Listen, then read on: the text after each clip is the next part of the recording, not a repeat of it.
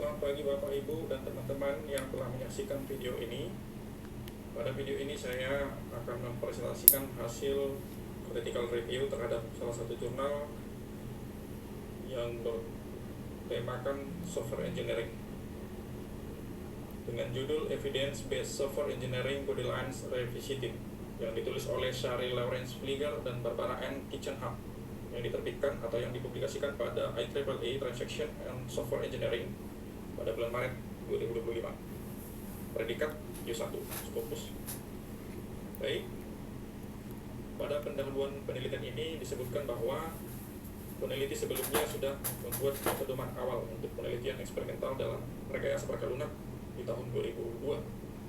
Namun, setelah 25 tahun terakhir, dunia rekayasa perangkat lunak mengalami perubahan yang signifikan, sehingga penulis merasa perlu melakukan evaluasi pedoman yang pernah mereka buat dahulu, dan dari hasil evaluasi yang dilakukan perlu dilakukan pengusulan pedoman yang baru. Nah, latar belakang penelitian ini didasari oleh keterbatasan pedoman lama yang telah dibangun, kemudian dunia baru yang harus dihadapi seperti perkembangan teknologi saat ini, seperti perkembangan artificial intelligence dan penggunaan software atau aplikasi yang semakin luas, dan perlunya usulan pedoman baru untuk relevansi peraturan-peraturan saat ini. Kemudian, adapun tujuan daripada penelitian ini dilakukan yaitu untuk mengevaluasi relevansi pedoman yang pernah dibuat pada tahun 2002, kemudian mengidentifikasi keterbatasan pedoman lama, dan selanjutnya mengusulkan ruang lingkup pedoman baru dan mendorong kolaborasi dan validasi yang lebih baik, serta tujuan yang berikutnya itu memicu diskusi dan inisiatif baru. Nah, pada penelitian yang dilakukan, metode penelitian menggunakan pendekatan kualitatif dengan fokus pada analisis kritis dan sintesis literatur untuk mengevaluasi pedoman empiris rekayasa perangkat lunak yang ada. Nah, berikut rincian metodologi yang dilakukan. Yang pertama, tinjauan literatur, kemudian analisis kritis, kemudian studi kasus dan sintesis dan usulan, kemudian diskusi kolaboratif. Nah, pada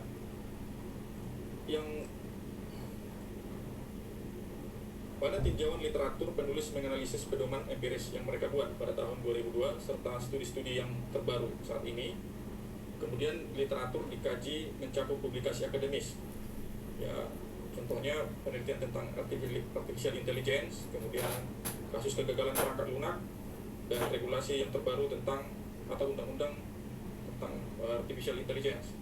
Kemudian melakukan analisis kritis, yaitu mengevaluasi kelemahan pedoman di 2002 dengan mengidentifikasi ketidaksesuaiannya dengan tantangan saat ini, seperti risiko penggunaan artificial intelligence dan tuntutan etika. Kemudian studi kasus, penulis pada artikel ini menggunakan insiden nyata untuk mengilustrasikan dampak kegagalan perangkat lunak dan kebutuhan pedoman baru. Seperti contoh, ada di artikel atau di jurnal disebutkan pembaruan CrowdStrike 2004 yang menyebabkan kerugian hampir 5 miliar dolar, dan juga ada gugatan terhadap sistem AI yang melonjak. Kemudian penulis juga di sini melakukan tahap sintesis atau usulan, yaitu menyusun rekomendasi untuk pedoman baru berdasarkan temuan dari tinjauan literatur dan analisis yang dilakukan. Nah, topik yang diusulkan pada penelitian ini mencakup evaluasi produk, regulasi artificial intelligence, dan kualitas data. Kemudian tahap yang berikutnya atau tahapan metode yang dilakukan berikutnya yaitu diskusi kolaboratif. Nah, pada jurnal ini penulis menekankan pentingnya melibatkan berbagai stakeholder atau pemangku kepentingan seperti akademisi, industri, dan pembuat peraturan atau regulator dalam pengembangan pedoman baru. Nah, jurnal ini tidak menggunakan metode eksperimen atau kuantitatif, tetapi mengandalkan analisis kualitatif terhadap literatur dan kasus-kasus nyata untuk merevisi pedoman empiris.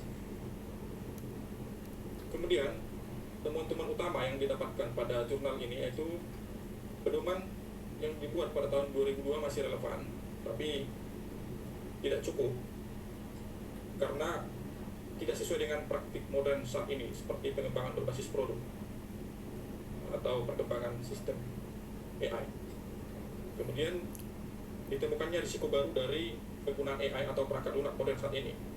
Ya, misalnya sistem AI rentan bias atau tidak transparan dan kadang bisa dikatakan berbahaya. Kemudian dampak sosialnya jadi lebih luas akibat penggunaan daripada AI. Contohnya kegagalan perangkat lunak yang disebutkan pada jurnal sebelumnya, yaitu di skandal Horizon IT, merugikan ribuan orang secara finansial. Kemudian perluasan fokus dari teknis sosio-teknis, artinya kualitas perangkat lunak tidak hanya bicara soal coding atau kode, tetapi juga dampak sosial, keadilan dan akuntabilitas daripada perangkat lunak. Kemudian perlunya pedoman baru untuk evaluasi produk, yaitu fokus pada evaluasi produk bukan hanya untuk proses, tetapi mengukur kualitas sebelum dan sesudah deployment-nya. Nah, tantangan implementasi pedoman baru sebenarnya yaitu adanya mengharuskan kolaborasi multidisiplin, contohnya dari sisi peneliti, industri, dan pemangku kepentingan atau pembuat peraturan atau ahli hukum yang harus saling bekerja sama untuk pembuatan pedoman yang baru. Kemudian diperlukannya validasi yang lebih ketat, artinya untuk menghindari bias, jadi dilibatkan pihak independen untuk pengembangan pedoman yang baru. Kemudian perlunya adaptasi cepat terhadap perubahan teknologi. Contoh saat ini generatif AI berkembang lebih cepat daripada kemampuan pedoman untuk mengikutinya. Nah, selanjutnya kesimpulan daripada penelitian ini yaitu pedoman penelitian empiris yang pernah dibuat pada tahun 2002 itu masih berlaku atau masih berguna, tapi dunia teknologi saat ini sudah berubah total setelah lebih 2 dekade terakhir. Jadi pedoman baru sangat diperlukan untuk menghadapi tantangan perkembangan teknologi saat ini, secara khusus perkembangan AI.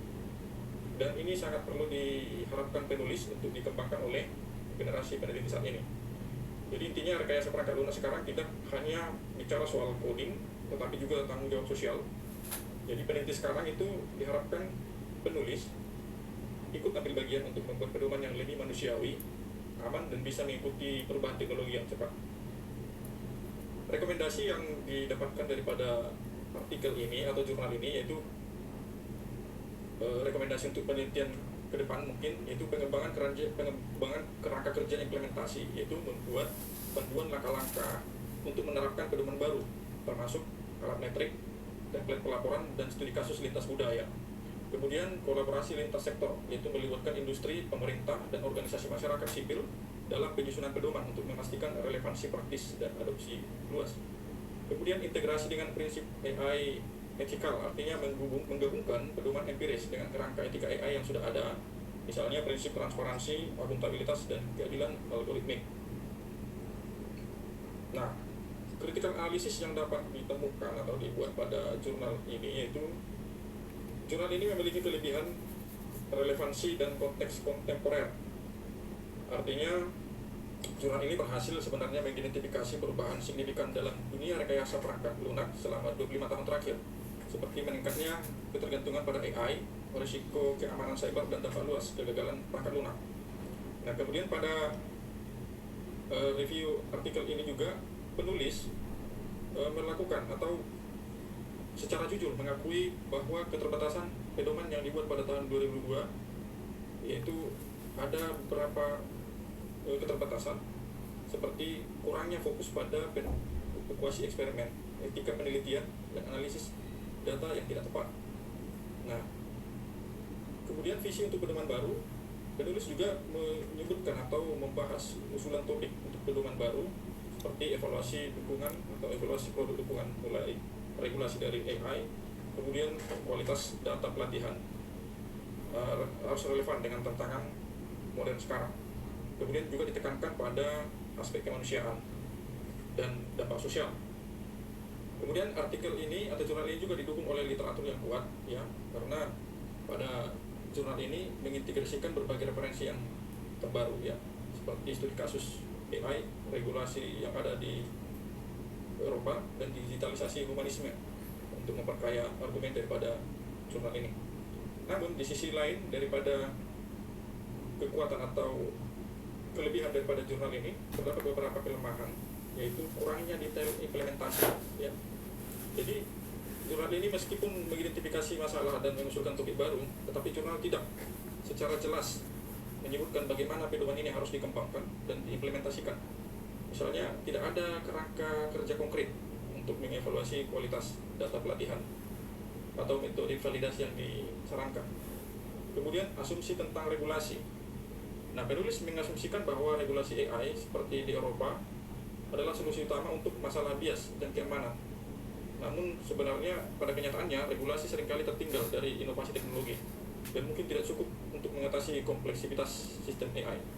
Dan pada jurnal ini juga tidak dibahas seperti apa audit atau yang dilakukan, dan juga tidak dibahas alternatif lain seperti transparansi algoritmik. Nah, kelemahan lainnya yaitu keterbatasan contoh kasus ya.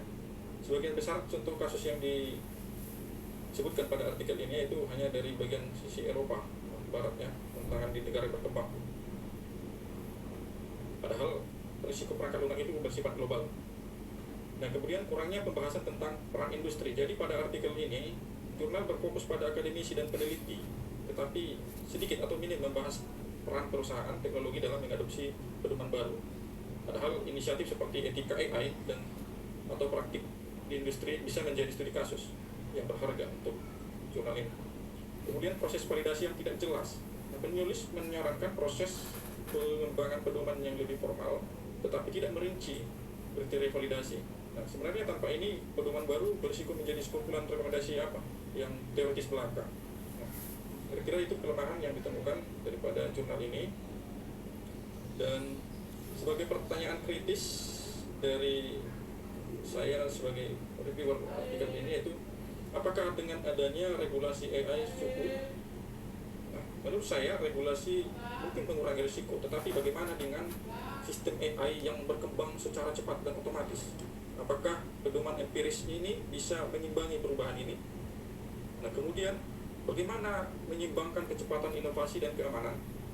Nah, jurnal ini sebenarnya mengkritik fokus pada keandalan sementara GIL, yaitu mendorong pengembangan yang cepat. Apakah mungkin membuat pedoman yang fleksibel namun tetap menjaga kualitas? Nah,